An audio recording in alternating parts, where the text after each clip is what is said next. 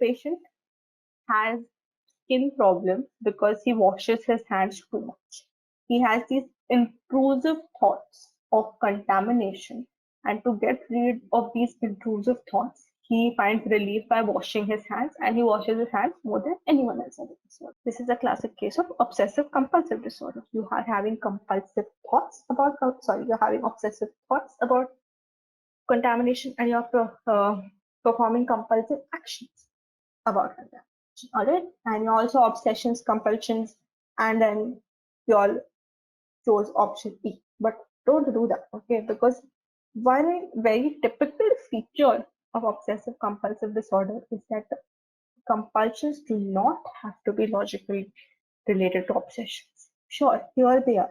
He thinks about contamination, he washes his hands. But sometimes people will do totally random things. Let's say there's a question that a girl has random intrusive thoughts where she feels that her parents are going to meet with an accident. And every time she has that thought, she skips 3 times. Okay, she just jumps 3 times. She does that action and then she thinks that this is going to make everything better. There's no logic, but she still does it. So that is also obsessive compulsive disorder. So even though the obsessions and compulsions can be logically related, they do not have to be logically related, which is quite a trademark thing that is seen with obsessive compulsive disorder. Alright, which is why the option E chosen by you all was wrong.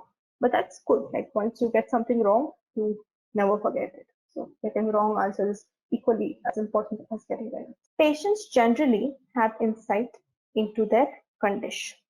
This is actually the correct answer. Should have gone the other way. So patients have insight. Okay. Disturbing thoughts are usually ego-centered. Ego-centered is when it is in line with what you want to do. Ego dystonic is when you don't want to do this. You know it makes no sense, but you're still doing it. You know washing hands is so many times is not going to make a difference. Washing hands just once is fine. But you just can't help yourself. You just have to do it. It's a compulsion. That is ego dystonic. Ego syntonic is you actually believe that no, I have to wash 20 minutes hands, otherwise nothing is going to happen. Here this patient says that he finds relief by washing his hands and admits to washing hands more than anyone else. And yeah, so this patient is getting irritated by it. He is getting upset by it, that he doesn't like these things.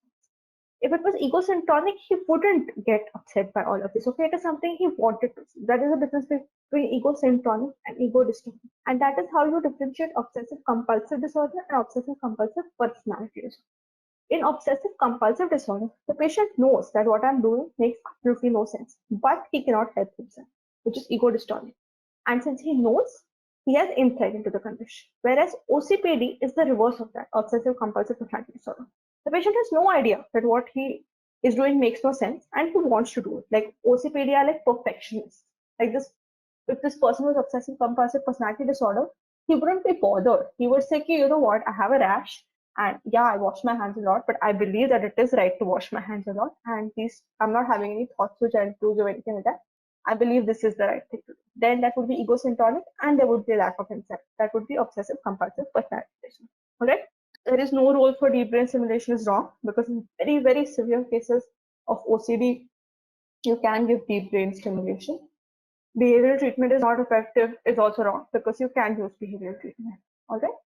So the correct answer here is patients have insight into the condition.